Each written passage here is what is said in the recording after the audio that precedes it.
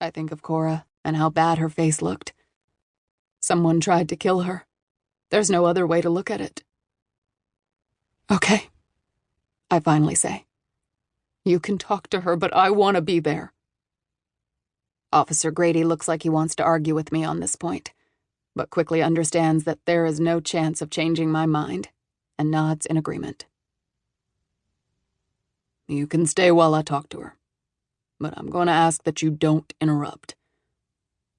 Some of the questions I ask may be upsetting, but I have to ask them. Like I said, time is ticking. The longer that monster is out there, the more difficult it will be for us to catch him. As far as I know, Violet is the only witness who can tell us what happened. We step into Violet's room together, and I look to the nurse. She seems more alert, she says. She had a drink of water and asked for you. I feel a pang of regret for running out of the room when Violet needed me. Violet? Honey? I say, and Violet shifts in the bed to look at me. Her eyes droop with exhaustion, but the nurse is right. She seems more with it. Can you talk to Officer Grady for a few minutes? He has some questions for you. Violet nods and makes room for me to sit next to her. Are you feeling okay? I ask. Are you hurt at all? No, I'm okay, she says, but her eyes dart from side to side as if looking for someone. Officer Grady clears his throat and pulls a chair up right next to the bed and retrieves a notepad and pen from his pocket. I need to ask you some questions about this morning, Violet. You and Cora Landry went to the old train depot together? Violet nods her head. I need you to answer out loud, Violet. You understand?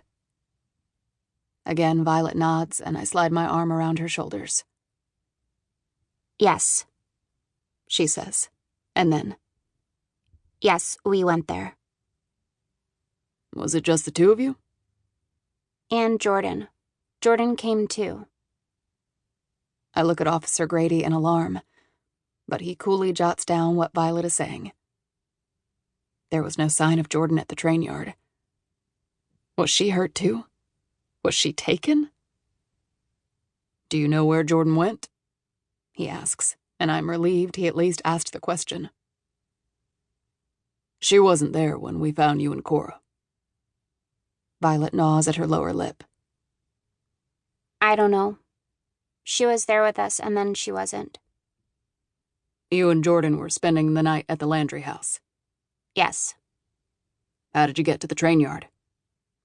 We walked, Violet says, and then peeks sheepishly up at me.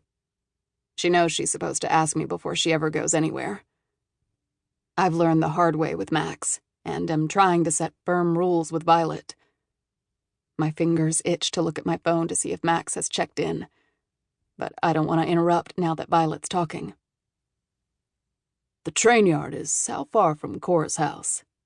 A mile and a half or two? Officer Grady asks. Violet shrugs and he moves on.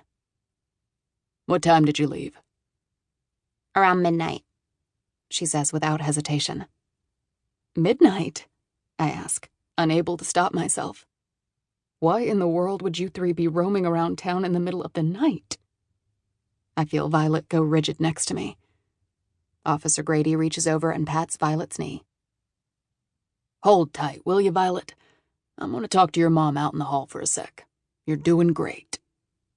Officer Grady stands, and I slide out of my spot next to Violet and follow him into the hallway. Once out of earshot, Officer Grady turns on me.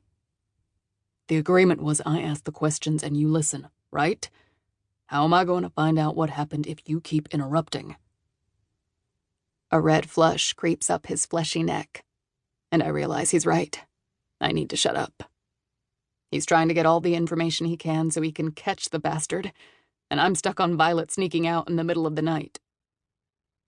I'm sorry, I say. I'll be quiet.